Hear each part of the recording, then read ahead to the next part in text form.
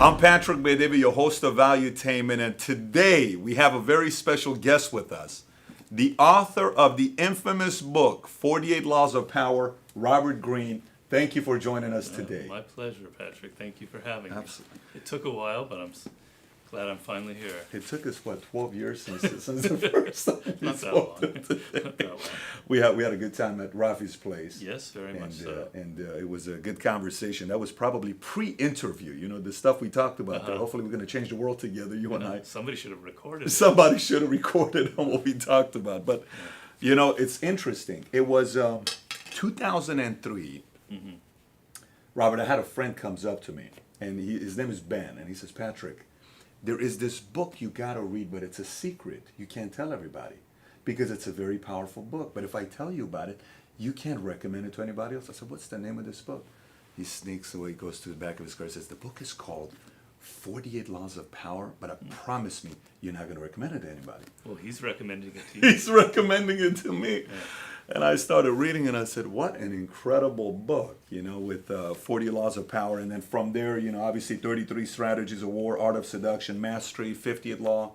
Last year, our book club, we read Your Mastery. It was about 1,000 people that read the book together. Phenomenal book. But let's get right into it. So here's what I like to do. I like to first, you know, get to know who Robert Greene was before, how the inspiration got started. There's some general questions I was asked through social media. And I have some specific questions for you from the book, and then we'll go from there. So Robert Greene, who was Robert Greene in high school? Pooh. I was a bit of a lost kid. Had long hair, you know, and I was a bit of a weirdo. Didn't fit in. You know, I went to a kind of a surfer school, Palisades High. A lot of blonde kids surf, not a very intellectual environment. And I loved books and reading. And even then, my head was in the clouds. So I just didn't fit in. But I had, you know, some good friends. I had pretty close family. And to be honest with you, I got into drugs, which continued on in college. So a little bit of the high school, sort of a cloud. I got straight A's, never got a B my whole life. And now, did the drugs help you get straight A's? Or what? I don't know how I did it. Particularly in college. But I think knowing that I had a love of knowledge kept me alive, kept me straight, you know. I just wanted to read about everything. I don't know if I understood what I was reading, but I just love reading about history, about war, about sports. Even then you like reading about history. I know I tell my mom remembers this story when I was 13, 12 maybe. I had a list of books that I wanted to order from this company that shipped books out for young readers. And I had like 20 books that I ticked off. Half of them were about wars and battles. I just was, I love reading about warfare when I was a kid. So I was a bit of a lost kid. I don't know if you saw a photograph of me back then, you wouldn't really recognize me. Can we actually find it online? My wife has a picture in her office of me with long hair, and whenever people come over, she says, "Look, this is what Robert looked like," and they all go, "Whoa." Now let me ask you, was it? I look like Peter Frampton. I'm really curious to see it because you look like a Hollywood actor. So I'd be curious to know what you looked at in high school. But let me ask you, was it your father, your mother, was it an uncle, was it somebody that inspired you to want to read history, or it was just in you, period? It's something I talk about in Mastery. I have a chapter, the most important chapter in the book is about your life's task, discovering what it is that you were meant to do in life, which I think is the most important thing for anybody in anybody's life. And I go in the book, I recount all of these famous people and the moment when they were 3, 4, 5 years old and they discovered what it is that they love, like Einstein with the compass, or Steve Jobs passing by an electronics store. And the point in the book is there's no real rational explanation why people are attracted to something. I can't give you a rational reason why I was drawn to books or literature. My father isn't like that. He was a businessman. He sold chemical supplies. My mother was a housewife. You know, they loved learning, but neither of them were readers or intellectuals or anything. I can't explain it to you. There's no rational reason. It's just something, I was drawn to it. There was something within me that was just drawn to history. I know it was like history. I just am fascinated by anything in any culture, any period, and literature. So there's nothing I can't say why. So with that, because you talk about this also in Mastery, I'm curious if you can maybe allude to it a little bit more. Is, do you think certain people who are, end up doing something incredibly great, like I'm talking about something that's out of the ordinary. I mean, you didn't write a book that sold 50,000 copies. It sold millions of copies worldwide. All of them are international bestsellers. Do you think somebody who does incredibly great things in their lives, is it something they're born with, or is it events that affects them? Is it an influence? Is it an inspiration? You know how you say leaders are born or leaders are built? What's your opinion about that? Well, like anything in life, it's a combination of things. There's no simple little formula. So first of all, genetics definitely play a role, and I talk about it in Mastery. So why am I attracted to books? Why is Tiger Woods drawn at the age of 12 months or 14 months attracted to golf, et cetera, et cetera? There's a genetic reason for that. There's something about the way your brain is wired. There's a great book, I think it's Howard Gardner, called The 5 Frames of Mind. I don't know if I'm quoting it correctly. There are 5 forms of human intelligence: the kinetic, the mathematical, the et cetera, et cetera. Mm-hmm. Each person tends to have a dominant form of intelligence that they're good at. Why? It's genetic. You're born that way, and it's not necessarily anything that comes from your parents. It could come from way back in your past. That's an important component, and the key in life is being aware of what makes you different, of what you're naturally drawn to, of these, what I call these, I forget my own word in the book, these inclinations, these primal inclinations. Mm-hmm. But then, of course, experience is equally important. Your teachers, your parents, the environment that you live in, the people that you know as you're growing up, have a huge impact on you. You throw all of that together, and that sort of makes who you are.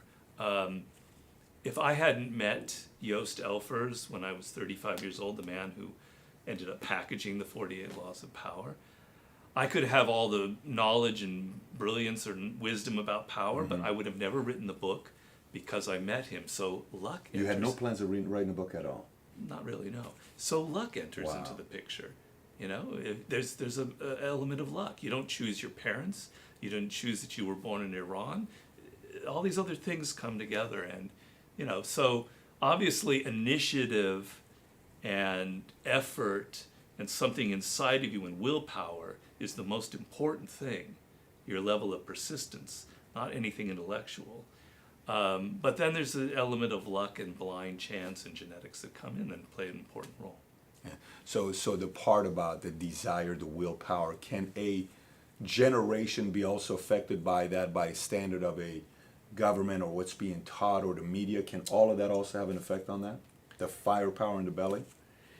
Yes, most definitely. America in the 19th century, when you were growing up, the myth of Yankee ingenuity, the whole work ethic, it was a communal thing. People believed that through hard work, that's what made you come to America. And young people were raised with that. I do believe, though, that some people are born with a higher level of ambition than other people. You think the ambition is Yeah. really? Yeah. There's statistics that show in a group of 100 people, 5 will be leaders. There's studies that show the 5% rule, that essentially it's 5% of people that are naturally born leaders. It doesn't mean the 95% are all just followers. There's other places, other roles for people. But there are people that have more ambition, more drive, more hunger. Some of that comes from just something genetic, and some of it comes from the culture, definitely. Do you think when you said, in America, how it was where you came here, immigrants came here, if you work hard, you can have the life that you want to have, and you can have everything if you're a hard-working person. Do you think that maybe the millennial or the Gen Y subscribes to that philosophy as well today? No, they don't. no. I think a lot of that is lost. I mean, for my new book and for all of my books, I read a lot of history. And if you look at any great culture or empire, there is inevitably a period of decline. I'm perhaps a student of ancient Rome. Rome started declining at a point more or less actually before Julius Caesar. Too much money, too much success. A generation is born living in luxury. They're expecting to have everything sort of given to them. And in a period of 100 years, Rome just basically falls apart. You can look at that in the Spanish Empire. You can see about England. It's probably happening to America as well. It's a sort of a cycle. And young people today, they don't grow up with the same kind of hunger and drive that I know my father, whose family were immigrants, second generation immigrants, that they had. But when I go to a country like in my travels to Russia or India, I see people there who are really, really hungry for a middle class, upper middle class lifestyle, and they are extremely driven to go to school and to learn and better themselves. So I think America is, there's some problems up ahead, and a lot of it is why I wrote Mastery. I wanted to show you, here's a blueprint, this is a formula. It's not rock, it's not magic, it's real. Since the beginning of time, since we human beings have been what we are, this is the sort of the path that people have followed to become absolutely spectacularly brilliant at their field. Mathematics, sports, whatever it is, it's a path. Here it is, because so many people nowadays believe it's just about luck, or who, if you are able to go to Harvard, or if your parents can't afford to send you to a good school, then you're screwed, or you have to be born a Michael Jordan. No, none of this is true. It's all about what you do with your own natural talent. Interesting. So going back to what you said with hunger, what do you think is the cause where a generation maybe loses the hunger? Like you said, the hunger is not the same. You said your father came here, immigrant, working, building something, the work ethic. What's caused this generation to lose the hunger? If I had the answer to that, Patrick, I'd be a billionaire. I mean, it's complex. I don't like simplifying things. It's one of my pet peeves. I don't like simple pet answers to stuff. And some of it is, to me, comes from one very fundamental belief. Do you believe that through your own effort, through education, through consciousness, through thinking, through reflecting, you can improve yourself? Do you fundamentally, deep down in Syria, right in the center of your gut, do you believe that? Because some people will say, yeah, I do, but they don't really believe it. They think inside that it's luck, it's circumstances, it's, what school you went to, etc. And whether you can, maybe there's a drug that'll make me feel good so I don't get depressed. People who believe in crutches, they don't think that it comes from somewhere inside. I think you can make a division there and there. Do you really in your gut believe that through your own efforts, no matter what happens to you, you can, through learning, etc., improve yourself? And we've lost that. A lot of people have lost that deep sense of connection to it. Not in a verbal way like I'm telling you, but you feel it. So that part here in the book, in 48 Laws, you talk about what made Alexander special is two people. One of them was his mother, and one of them was Aristotle, right? Where his mother had this unwavering belief in the fact that this guy's going to do something special with his life, right? And then he has Aristotle that taught him how to control your emotions, how to stay stable, how to make better decisions, rhetoric, all that stuff that he's teaching. Do you think for me to have that hunger that he's saying that's lost, you got to have that deep down hunger in your belly and your fire?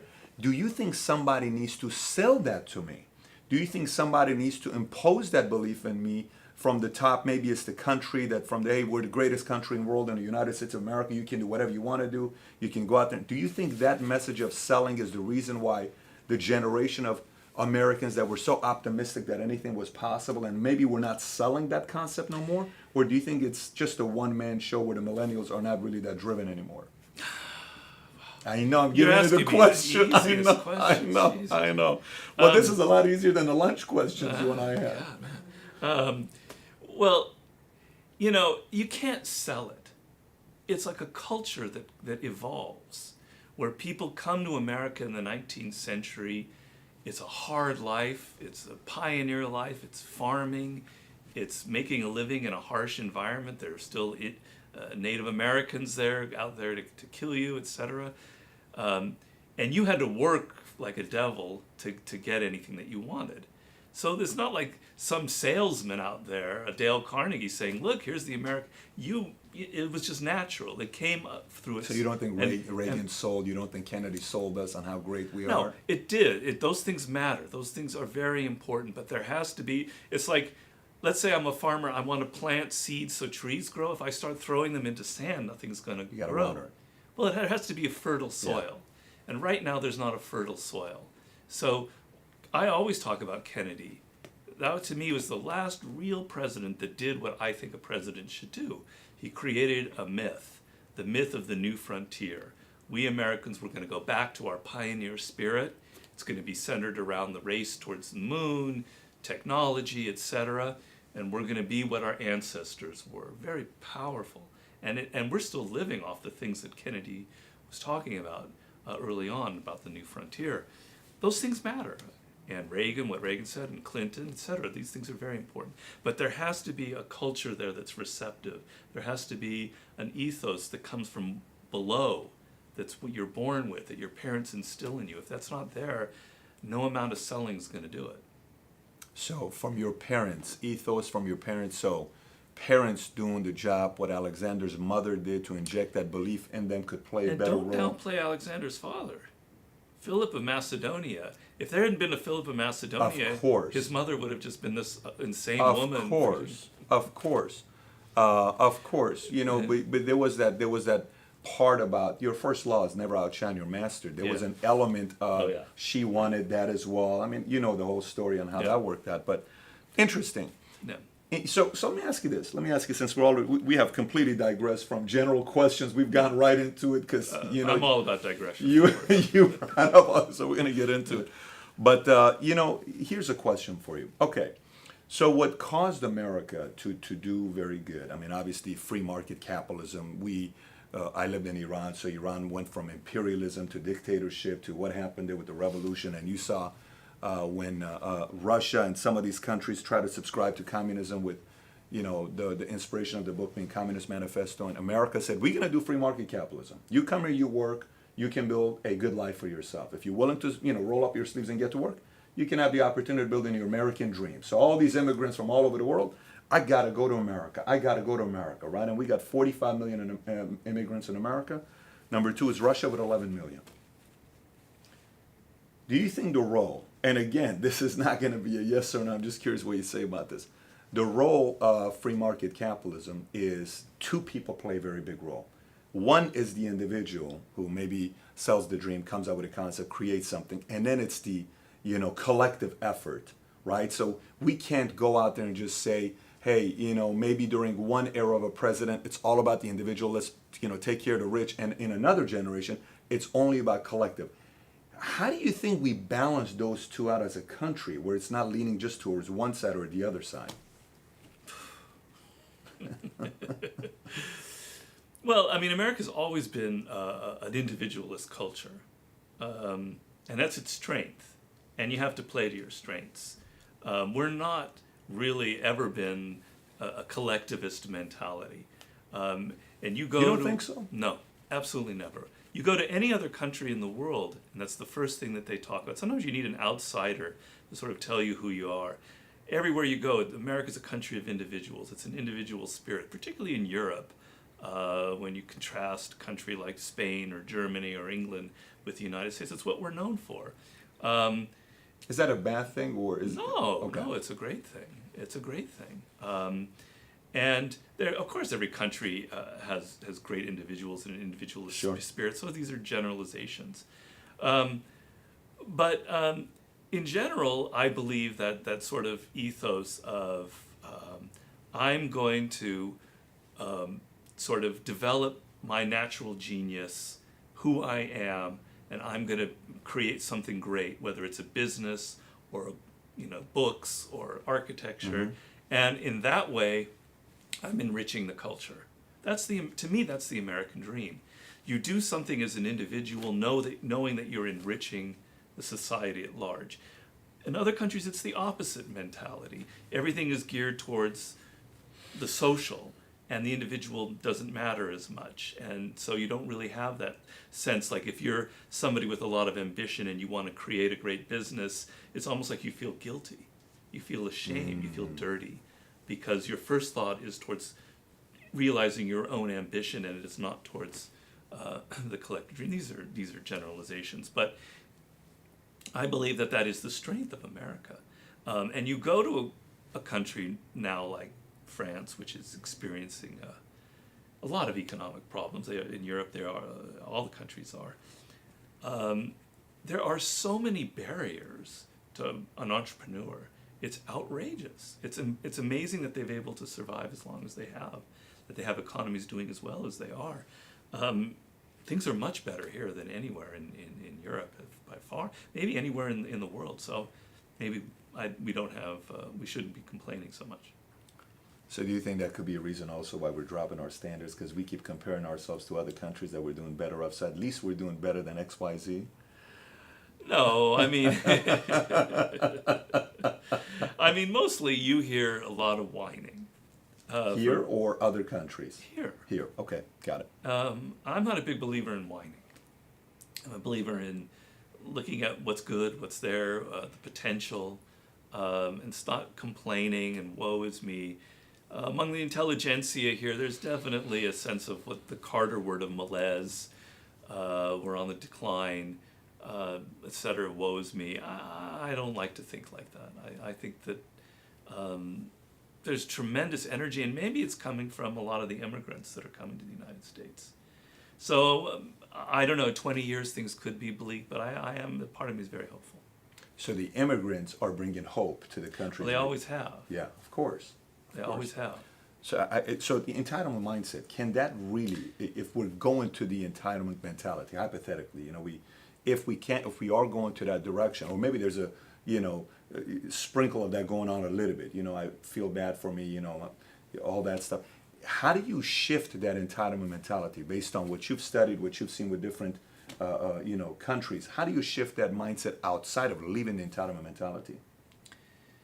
It's oh man. That's pretty tough to do. I mean, I can see it being a lot easier to go from, it's almost like, imagine if you and I are brothers, okay, hypothetically, and we're stepbrothers now. You come from another marriage. Your father was extremely a disciplinarian, okay? And your mother, she loved you, but your father was an extremely disciplinarian, hypothetically.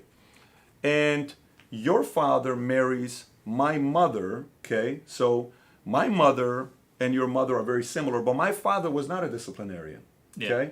So now I'm going from a father that never disciplined me. He didn't make me do anything. And now your father comes in and says, Patrick, get your act together. Yeah. I'm like, who are you to tell me what to do? My dad wasn't like that. Yeah. And you're used to it. So how do we get me to get accustomed to the mindset that your father taught you? I think that's something that we see the entitlement mindset. Well, it's once again the belief, a fundamental belief. I keep coming back to that. And we discussed it a little bit at lunch, where the crash of '08 played a bit of a role.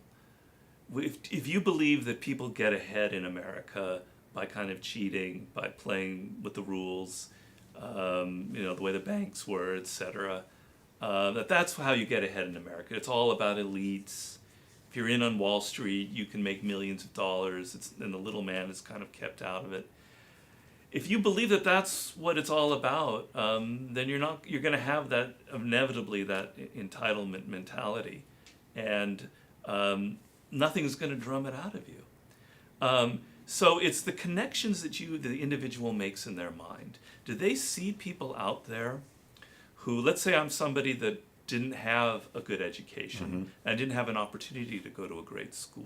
I come from an inner city or wherever.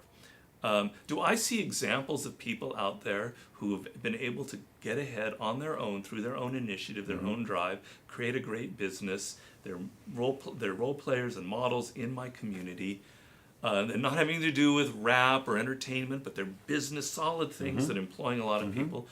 I believe that there's a connection between your effort and achievement. If you see enough people out there in your family, in your community, then you begin to believe that you yourself can do it. And there'll be a tipping point. Such a good point. There'll be a tipping point where there's enough of that going on, where a culture starts developing from the inside. Yeah. You Do know? we need media's help with that? And so where media, instead If of you putting need all the media's help, you're already too far gone. if you need media's help. Yeah. Really? Yeah. So you're saying this is possible without the need of media, since they We control live the... in a culture where people are so saturated with internet, media, etc., that it just goes through one ear out the other. So you don't think media has any influence? It might. Really, It Robert? might.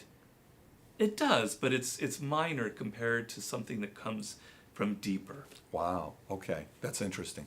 Well, why don't we transition? You talk about education. So after high school, Robert Greene, the author of 40 Laws of Power, goes to college. You go to Berkeley, and then you went to University of Wisconsin. And then you come out, and I read that you had some 80 different jobs. Right. You had 80 different jobs before the book came about. Yeah. So when you talked to your partner and you guys decided to write the 40 Laws of Power, why 48 laws? Why not 50 laws? Why not 25 laws? How did you come up with the number 48 laws? Well, basically what happened was I had been writing for all my whole life, but I'd never written a book. And I was about 35 years old, and I was in Italy for a job. And I met this man, Joost Elvers, who's a book packager. And he asked me if I had any ideas for a book. And all of my experience working in the work world, particularly in Hollywood, seen a lot of power games. And I read a lot of Machiavelli. And so I just sort of improvised this idea. He got very excited, and he said, look, you write a treatment, and if I like it, I'll pay you to live for a year to write the book, and I'll get it sold. And as I'm doing the research for it, and I'm reading Machiavelli, I'm reading history, I'm like a fiend. I'm so excited. This book's going to change my life. I come up, there are these patterns in history. I haven't called them laws yet. They're these patterns. If you do better than your superior, if he gets or she gets insecure about you, you're in trouble. Oh, I've seen that in China, in Renaissance Italy, in modern America. Never outshine the master. And I'm slowly creating more of these, and I end up with like 72. And I tell Joost, the partner, I've got these laws and stuff. He says, Robert, he's Dutch. That's your book, The Laws of Power. Oh, okay, yeah, you're right. That's a good idea. And to me, it's like cooking. You take a sauce and you put it on the burner, and the more you cook, the less and less it gets, till there's a point where it's really strong and tastes wonderful. You can't cook it too much, but you have to cook it just right. Well, I had those 72 laws, and there were too many. And as the sauce gets better and I'm learning more, that's out, that's out, that's out, that's out, down to 48. And that was like the heart of it. That's the really good sauce. They're no more and they're no less, 48. You know what would be so interesting? I bet everybody would be so curious to know the 24 laws that didn't make the cutoff.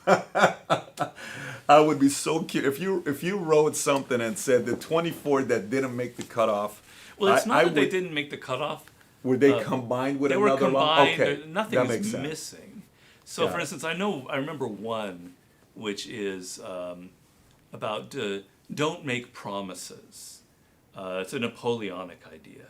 A lot of kings have this idea. Because if you make too many promises, you're going to be held to them. So a king, a ruler, should never make too many promises. Be very sparing with them. And I was going to have a law like that. And I go, this isn't a law. It's not weighty enough. But I can put it into say less than necessary. I can put it in other laws. That's what happened. Got it. So it got filtered down from 72. Some of them got combined together. By the way, that question was asked because I asked the question on Twitter, and we had Manoj Awasti from Northern India, Uttar Pradesh, who asked the question, why 40 laws? But I asked the question, some guy from India, okay? Jerry Titus. He came out and he said, look, this book, this book is not a book that people need to read. It's purely manipulative, and it's what our politicians, there's a lot of criticism about this book as well. All our politicians subscribe to this book, and he wrote a book that's so disgusting and it's so many deceptions to it, et cetera, et cetera. And he asked one question. He said, is half truth a whole lie? I said, let me ask Robert a question to see how he's gonna answer that question for you. I don't know what that means. You know, like I do a lot of consulting, etc. And people ask questions and I say, well, what do you really mean? If I had Jerry here, get specific, my friend. Tell me what that is. What in real life is that about? You know, do you know what he's asking? So Jerry, why don't you ask that question? I'll send it to him and maybe he'll respond back to you But on that. But no, I get what you're saying. I guess, you know, when he was going into it, he is think about it this way. Here's what it is. I mean, this was my response back to him. My response back was, just explain to me his question. Yeah, he's asking a question that, you know, a politician gets up on stage and he says, you know, such and such healthcare program is not going to cost you a single penny. It's going to be free. And then we find out a year later that it does. So it was a half truth. Is that a lie? Is that okay to do to gain the power? These are questions that drive me crazy. Of course it's not okay. If we lived in an ideal society, if this were a utopia, yes, that would be terrible. But we don't live in a utopia. We're Totally humans. agree. We're descended from primates. I cannot and agree with people you more. lie. And politicians tell us the problem. Politicians lie? I don't know politicians. They lie? The problem is with people who believe that we should be something that we're Thank you. not. That was my answer back to him. So people are too naive. Obviously, when your politician says that, you should be saying, well, I know what he's playing. I know what game he's playing. A law of power right there. Yes. You know? Yes. So half the book I wrote to make people less naive about power. Mm-hmm. But I mean, getting to the question of, I don't know if this is a question, is the book evil? Okay, so here would be my response. First of all, humans by our nature, we want power. The feeling that you have no control, it's just that we define the word power in the wrong way. We think of power as some sort of dark force out there among... Negative, not a positive thing. Oh, but it's always the other person. Yeah. It's we never have power. It's always the other guy that has the power and Yes. controls me. Yeah. No, I'm talking about it's you as an individual. Yep. When you're growing up in your family, when you've got siblings and a parent, you want more attention. You want mother and father to look at you. You want the teacher to recognize you. You want to be able to have influence over your parents and over your friends. You want power. You want a degree of control. The feeling that you have from a very early age that you have no power warps you, makes you neurotic, drives you absolutely crazy. You want the feeling that you have control over your destiny, over your circumstances. That's the formula, that's the definition that I give of power. The other thing is, we humans we actually love power. We love power. We do. We are seduced by it. That's why shows like The House of Cards, which show all that ugly, dark stuff, is so popular.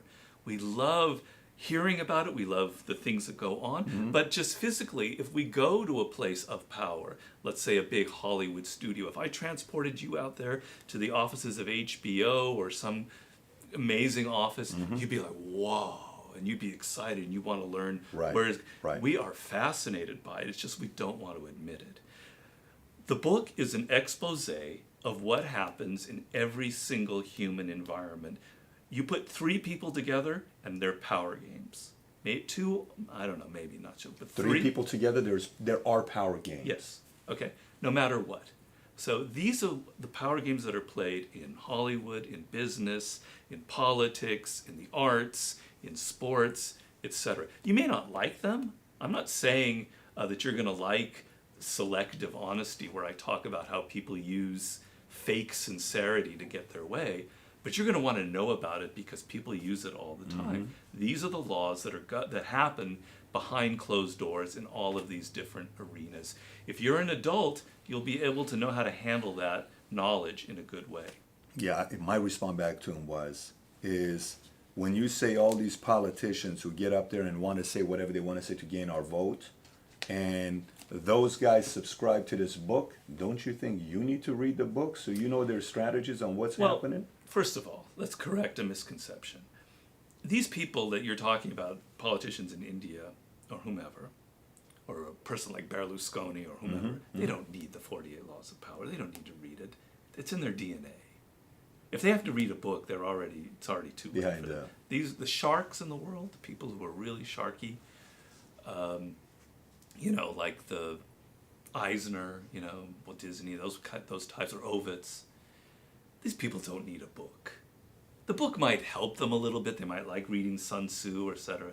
But it's in there. They don't need a book. You, Jerry, out there in India, you're the one that needs to read the book, not them. They don't even. 48 Laws of Power. I think this is a very important book for Middle America to read. I think it's a very important book. Look, right now we're sitting here, we're talking about it. There's a couple of people that watch, there's 1,000 people that are going to watch this video on YouTube. Okay, great. But I think for us, modern time, I have some books back here that you were kind of going through, whether it's The Prince, right? Or we have Seneca, you and I both subscribe to some Stoicism, or Meditations, or Analects, or 48 Laws of, or History from Will Durant, or Art of War. I think, and this is my honest opinion, I think 1,000 years from now, people are going to be still reading 48 Laws of Power. That's my opinion. Obviously, you're the author. I wish I could be around for that. I think this book is going to have effects for thousands of years. I think it's a timeless, evergreen book that will be forever used, and I recommend everybody to read it. Oh, thank you. So here's one other question we'll do, and then I'll go to some specific questions I have for you that Sure. are from the book. Ken Cerna from Dallas, Texas asked, it's a pretty good question here. Who's the one person you're fascinated with the most? Like leaders you've studied. Who fascinated you the most? It's interesting because each book that I write, they generally is like a main figure or a couple of main figures. And I have to like the people that I write about. I want to, they're almost like my friends. So each book, it changes. Like for Power, I got into Talleyrand a lot. And he really, of course, Machiavelli himself, but Talleyrand, who was one of the main characters. Interesting. Because he was so devious, but so brilliant. And if you think about it, here's a man, if you read the 48 Laws of Power, you'll get a lot of this, who came from the aristocracy in 18th century France, survives the French Revolution, survives the Napoleonic era, survives the aftermath of the Napoleon, the Restoration, and in each of all of these extremely radical turns of events, he lands on top. That's pretty amazing story. But then each book's different, for Seduction, a character like Casanova fascinates me, or Errol Flynn, these great seducers. So that changes. War was Napoleon. I'm endlessly fascinated by Napoleon because I call him the Mozart of warfare, of strategy. He had a feel for it. He had a brain for warfare. And I wanted to figure out why. Because I read a lot of books about Napoleon, they don't really explain why. Why Napoleon? Why was he so much better than anybody in history? Those 10 years, 1796 to 1806, you will never read in the history of anywhere in all cultures a more remarkable period of 10 years of strategic brilliance than what Napoleon did there. Why? So he fascinated me. And in my new book, I have other people now that I find are new icons that kind of fascinate me. I got into Lyndon Johnson because he's an absolute master. Well, you talk about Lyndon Johnson in 33 Strategies as well. I do. I'm going even deeper into him. Really? In the new book. For Mastery, Da Vinci. So I like to, whatever the subject is, I tend to fall in love with who I need to fall in love with. So it's a lot of falling in love. It's Yeah. not one specific fall in love with. No. Books. What are some of your favorite books that inspired you? I know we were talking a little bit about books. Could you put one or two or three together? Well, obviously Machiavelli, and it's not just The Prince. The Discourses of Machiavelli is one of my favorite books. I liked all of his works. It's kind of a spirit that very few writers have, Machiavelli. It's so honest. It's just so honest about humans and what drives us. And it's such well written and so direct. And I just love reading him. I love Thucydides in the history of the Peloponnesian War. Sun Tzu is a favorite. I love Musashi. I'm heavily into Zen Buddhism and samurai warfare. So a lot of, people like Musashi obviously fascinate me. Those are just some of them. Very interesting. I read over 200-300 books to write one book, so you're asking me to choose among thousands. You have to read 200 to 300 books to write one book. Yes. That's a good number to know. 200 to 300 books to write one book. Yes. Wow. You were telling me you got 8 more to go before you wrap up My next this book. new exciting project Yes. that maybe you'll give us a glimpse of it at the end of the later Sure, so sure, we know sure, what it's sure. about. So let me get into some specifics, questions that I have. And I'd like to actually take the books because I marked them out in areas that I want to ask you. So in 48 laws, law number 10, infection. Avoid the unhappy and the unlucky. Yeah. Okay? In the judgment, you say you can die from someone else's misery. Emotional states are infectious as diseases. You may feel you are helping the drowning man, but you are only precipitating your own disaster. The unfortunate sometimes draw misfortune on themselves. They will also draw it onto you. Associate with the happy and the fortunate instead. Why do you think it's so hard for us to constantly find ourselves trying to solve the problems of a person who they don't really want to solve that problem? Why do you think that's a... Well, I talk a lot about it in that chapter. So I call them infecting types. There are people that are naturally going to infect you with their drama, with their bullshit, with their, just all the stuff that's going on Sure. in their life. And I have in there the example of Lola Montez, this very beautiful woman who seduced king of Bavaria and literally destroyed him single-handedly. And the reason that these types, you're drawn to them, is they're very dramatic. They're very charismatic. They have a lot of problems, but they may give you the impression that they're a victim. Oh, I've had such an unfortunate life. This man was terrible to me. My parents were awful, blah, blah, blah. They have a lot of energy, a lot of drive. They're very charismatic.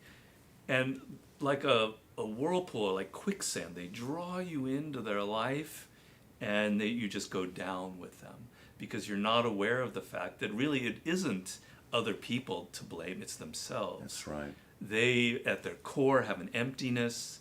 They have great needs that can never be met. There's something wrong deep down inside. And in a chapter I say, it's not worth trying to figure out why Lola Montez is the way she is. Just get away from them. The only solution when you have someone who's infectious, quarantine. Get away from them. Go far away.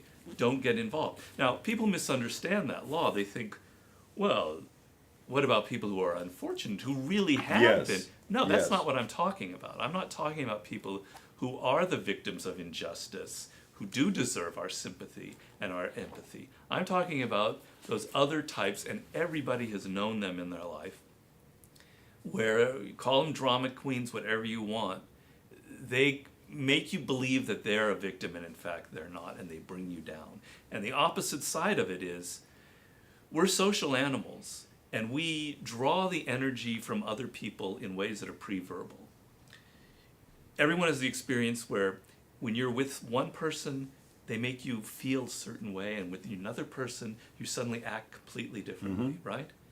We have that animal thing going on where we're in, and if you are surrounded by someone who's positive, who has a good attitude, who believes in what we're talking about, that you can control your destiny, it infects you. And that's the kind of people you want to be around. And that goes right into, it's so interesting. You say that in this book, and then in 33 Strategies of War, you talk about it in strategy number 5, avoid the snares of groupthink, okay? And it's one part, it says, when a failure like this happens, you're referencing a story before it on what happened with Hamilton. When a failure like this happens, when a golden opportunity slips through your fingers, you naturally look for a cause, right? Maybe you blame your incompetent officers, your faulty technology, your flawed intelligence, but that is to look at the world backward. It ensures more failure. The truth is that everything starts from the top. So do you think when someone's going through that part where, feel bad for me for what I'm going through, they actually have an opportunity there to take that as a source, if they take responsibility and fix certain areas, to do something big with their lives, and they took a different route? Do you think that's what happens at that point? For who? For the for the person that is actually just went through a trial or a tribulation that took place to them. And they want to blame everybody. Instead, they said, let me see how I could have improved this situation, grow from it, and go to the next level. That's an excellent observation, and you're probably true. That probably is the seed for it. But humans naturally project, look outward when there's a problem. And I explain in my new book why I think that is, the science behind it. When something goes wrong, our first instinct is to look outward. That person did this to me, blah, blah, blah, blah, blah. It happens to me, it happens to everyone. The difference is, do you catch yourself in the moment of blaming other people and stop and say, well, wait a minute, maybe that's not the case. Maybe they're 50% to blame, but maybe I'm 30%. And that 30% of what you did is the most important thing, not their 50%. You have no control over that. But you control what you did. Yeah. And inevitably, you are never the victim of something. Inevitably, I shouldn't say never. There are people who are victims. But most often, there is something that you did that has a contributing factor to what happened. And if there's ever a disaster or a mistake or your book doesn't sell well, let's say I write a book, let's say the 48 Laws of Power, I write it in 96, and it comes out in 98, and it bombs. And I'm not here talking to you. I didn't write it the way I wrote it. Am I going to blame all the millions of people out there who couldn't appreciate my brilliance? No. Somehow I didn't write it in a way that connected with people. That's the kind of thinking that you want to go through. And I think you're right. Most people do the opposite. Such a good point. These books are so powerful. Here's another one you have here that just, I love. It says, an oak tree, let me say where it's Law 22, which is use the surrender tactic, transform weakness into power. You say the oak that resists the wind loses its branches one by one, and with nothing left to protect it, the trunk finally snaps. The oak that bends lives longer, its trunk growing wider, its roots deeper and more tenacious. Why is it so hard for us sometimes to dance with the winds that we have in our lives? Because we all have it. Yeah. Well, you have to go through accepting a lot of things. There are circumstances that you can't control. If you're in business, there's a lot that you can't control. If you write a book, you have no control over how people read it and what kind of success you're going to have. You have no control over the economy at large, over global factors in your industry. If you go crazy trying to think of how, getting all emotional about all of these things, you're going to lose your hair, you're going to get cancer, and you're going to die. You have to learn how to accept the things. But more than that, you have to learn, and this is something actually that my protege, Ryan Holiday, talks very well in his book that I recommend reading, The Obstacle is the Way. Oftentimes, failure, mistakes, problems are actually the best thing that can happen to you. And that's sort of more like what we're talking about with that oak tree there.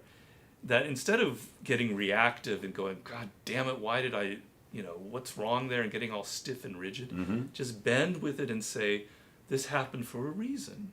It's teaching me a lesson. I made a mistake. I need to learn from this. I've had this happen to me.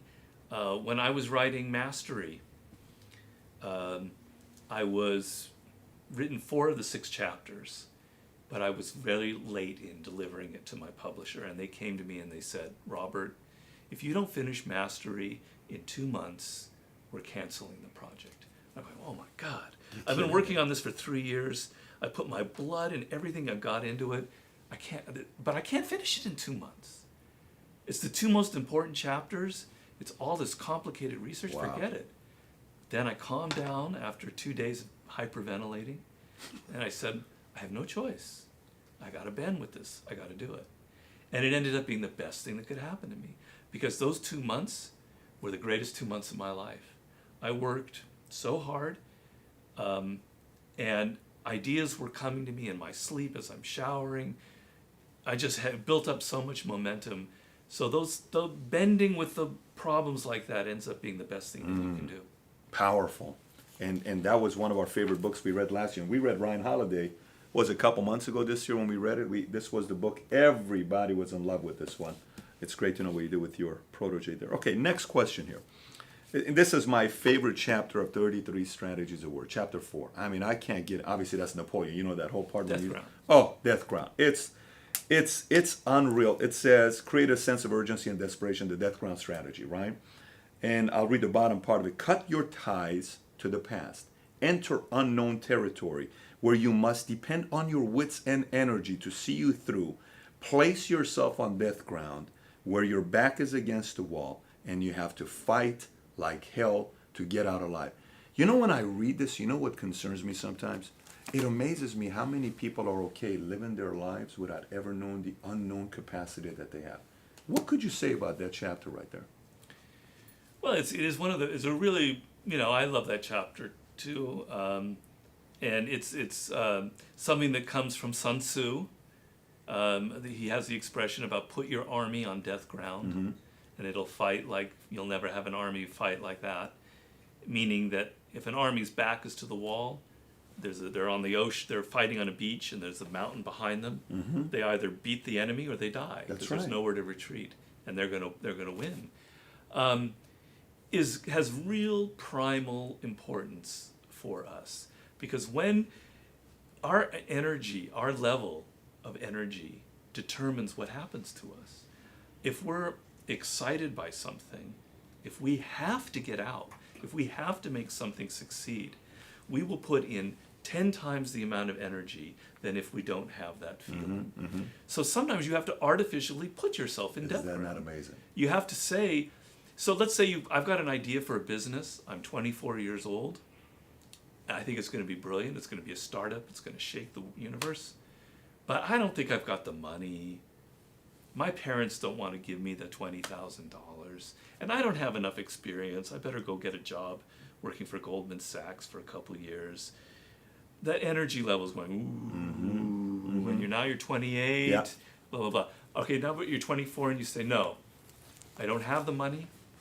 I don't have the experience, but I'm going to try. So you go ahead and you try. You somehow raise the money. You find an angel.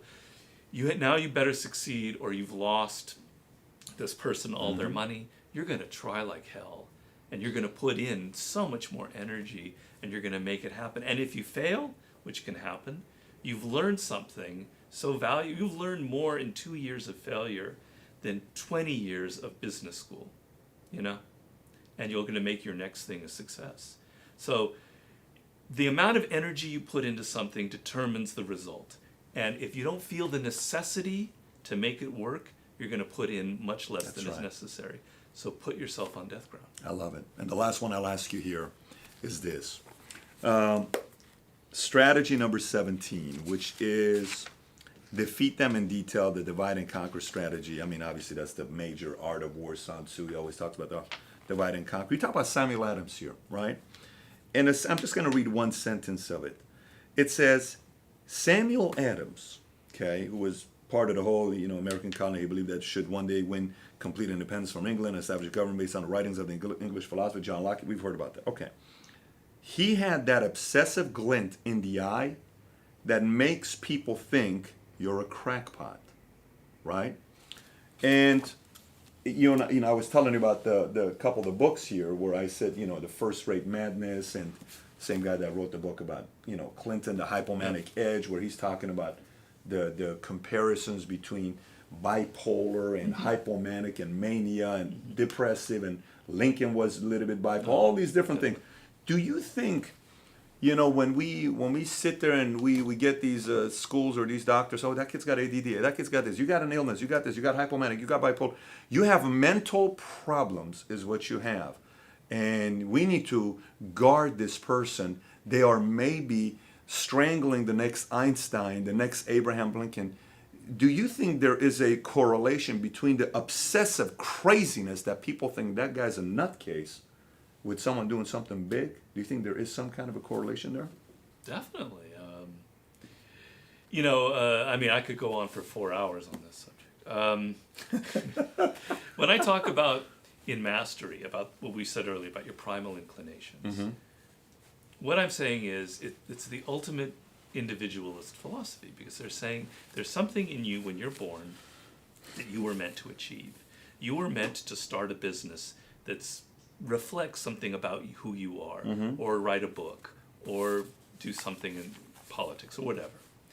And if you cultivate that, you're going to end up creating something that's peculiar to you and inevitably has a touch of weirdness about it. Because if you're so much an individual, you're not like anybody else. You are literally idiosyncratic. And that has an edge of madness or whatever you want. But all of the great achievers, if you go back, had moments early on in their life where people thought that this guy's is a nutcase. I mean, a classic case would be Steve Jobs. He's a total manic obsessive person, to the point where he was mentally ill, and people thought that, and they got rid of him out of Apple because they couldn't stand the guy. He was like toxic, a nightmare.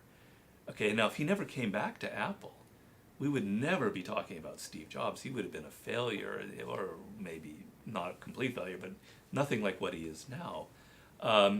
So all of these people have that touch because they know that there's something inside of themselves that's different. They're going to cultivate it, and they're going to create a business, or they're going to make a discovery that's unique to them. And that is pure brilliance. And if in our school system, I think a lot of problems are with boys more than girls these days.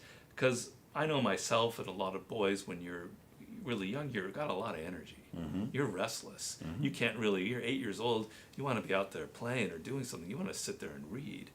And they're sitting there looking at teachers, are looking at little boys, and they're going, man, I can't handle this kid. Let's put him on a drug. Let's drug him into being obedient or whatever. I don't want to generalize so much, but I know it's more of a problem with a lot of boys. Whereas, in fact, in my generation, you just would have gone out in the playground and got all your energy out. We've got to learn to respect people's differences and understand that not everyone is a student. I make the point in Mastery. Mastery isn't about writing a book or being an intellectual. If you work with your hands, or you're Michael Jordan, you're a master. You're an architect, or you're the guy who helped redo the patio on my house. He was a master. It's not about an intellectual thing. Working with our hands is very powerful. Whatever it is that you do, you need to cultivate it and understand what makes you different. That's inevitably going to make you a weirdo. And let's celebrate it. Let's celebrate weirdness. Yeah. I like that slogan. Let's celebrate. That should be the next presidential campaign. Well, Let's celebrate. Apple had a slogan like different. that. Be different. Yeah, it isn't quite the same thing. No, and I had a chance to interview Steve Wozniak, and this was in 2010, before Steve Jobs had passed away, and it was fascinating. Really? Robert. Oh, Mike, the stuff he was telling me, we surprised him with the computer. It's on YouTube as well, Steve Wozniak interview. And we brought him the computer, and you should have seen the look on his. Oh, we made that, and back in 19, he was telling You had the actual. We actually had the computer. You bought one? Yeah, we had it. One of our friends from DC brought it, and we had him sign it, and we took it back to DC. It was real unique experience with him. So here's the last thing. So I know you were telling me that you're working on a project, and look, there are very, very few authors that if they come out with a book, I'm reading that book. It doesn't matter who it is, what book it is, and same goes with Hollywood, with acting. Certain movie. When you come out with a book, I'm reading that book. I was upset when I couldn't get Mastery early on because you had the whole pre-sale going on. So I want that book today, right? I was waiting for that book, but I'll get you an advanced copy of the new one. I appreciate that. I love it. So tell us a little bit about this project you're working on that we're all waiting to read. Well, it's called its provisional title is The Laws of Human Nature. And basically, it's an expansion of Chapter 4 in Mastery on social intelligence. Okay. And the idea is that we're social animals. We're by far the most brilliant social animal that ever existed. It's the source of our power. We're able to understand each other on a level that no other animal can communicate on. And our success in life depends on our ability to get along with other people and also defend ourselves from other people that are trying to harm us in whatever way or compete against us. So our ability to navigate that environment is going to separate us from failure and success. And we are mostly operating blindly. We don't know what's going on in the minds of other people. We're guessing. And a lot of our guessing comes from ourselves, our narcissism, our egotism. We project onto them our own emotions. And because of that, we're constantly misreading, misunderstandings, problems, failure, disaster. But we're born with an amazing capacity to understand people if we learn to develop it through empathy, through a great deal of knowledge, through understanding these timeless laws of what makes human beings tick. I'm going to try and give you these 24 right now elemental laws. You're going to understand the human animal on a much higher level. Why people are envious, why people are so irrational, why people are prone to conformity and groupthink, why some people are aggressive and some people are passive aggressive. I'm going to give you this sort of textbook on human nature. And so now when you're in an interaction, you're going to look and understand people differently. You're going to take a step back and go, he's presenting me a mask that makes me feel this way, but I know probably there's something else going on behind him. And I have a better idea now because I've got this knowledge. That's in a nutshell what I'm hoping to do here. What's the timeline on this, Robert? What's the timeline on this? You're teasing us. Probably, if everything comes well, like a year and a half, it'll be out. Okay. At the most 2 years, but hopefully a year and a half. Well, I'm looking forward to it myself. And yeah, you told me something I didn't know about you. I had no idea you were a Lakers fan. I am the greatest Lakers fan that ever. You can't say that. You don't know how big of a fan I am. I go back further than you.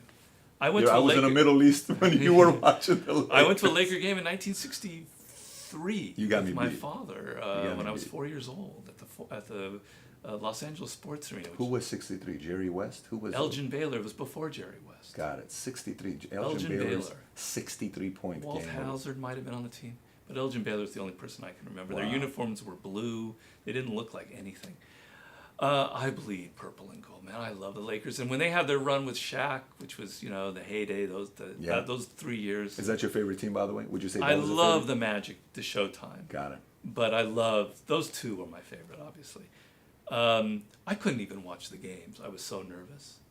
I had to have like a couple of drinks. I just can't, I'm so neurotic when they play. I mean, now it's not the same because they kind of suck. But I was so, oh my God, I can't even watch this. It's making me want to die. Most painful game was Game 7 against the Celtics a couple years ago. Oh, I couldn't even watch that. I mean, that was Kobe's having a terrible game, and Arteta's coming back, and Rondo. But, I mean, you were maybe 7 years old. I don't know if you weren't even here yet. I was in Iran, throwing but the rocks Showtime around. Year, We were when playing we soccer, lost man. against the Celtics back then, I wasn't here. Or Don Nelson's shot in 71 that he made a last-second shot that bounced off the rim, like the only Don Nelson I know is the coach. I don't remember Don Nelson playing. He was a Laker killer. He single-handedly beat the Lakers. Laker killer, huh? What a nickname to give to somebody. So who's your favorite Laker of all time? Is it Magic or Kobe? I recently had lunch with Kareem. That was pretty awesome because I grew up a Kareem idol. He's a pretty interesting guy, by the way. Very He's interesting. a very intellectual, deep thinker. He is. He's a very interesting guy. Magic, I think, is the greatest player I've ever seen play. I love Kobe. I love Kobe for who he is and for Magic his work. is the greatest player you've ever seen play? I was seeing him on the court. The name Magic is real. The guy could do things that you just can't. He's 6'9", and he's acting like he's 6 feet tall. He's like a point guard at 6'9", and he makes these passes, and he's just like a field general, and he's so creative. I don't think, and I've seen Michael Jordan, etc. Magic's the greatest player I've ever seen. Are you kidding me? Yeah. No, I'm not kidding you. You're kidding me. Okay. So you're a real deal Laker fan. So, hopefully if Westbrook comes here next year, okay, and we get Westbrook and maybe we get Durant or somebody. Durant's probably going to go to Washington, but they may get Westbrook because he played here. Yeah, if they put a good team together, maybe we'll go watch a courtside game together, you and I. That'd be kind of fun for us to do. So, Sure. So anyways, this has been one of the coolest interviews I've done. I've been looking forward to this for 12 years. When I read the book first time, I said, I want to meet this guy and I want to speak to this guy.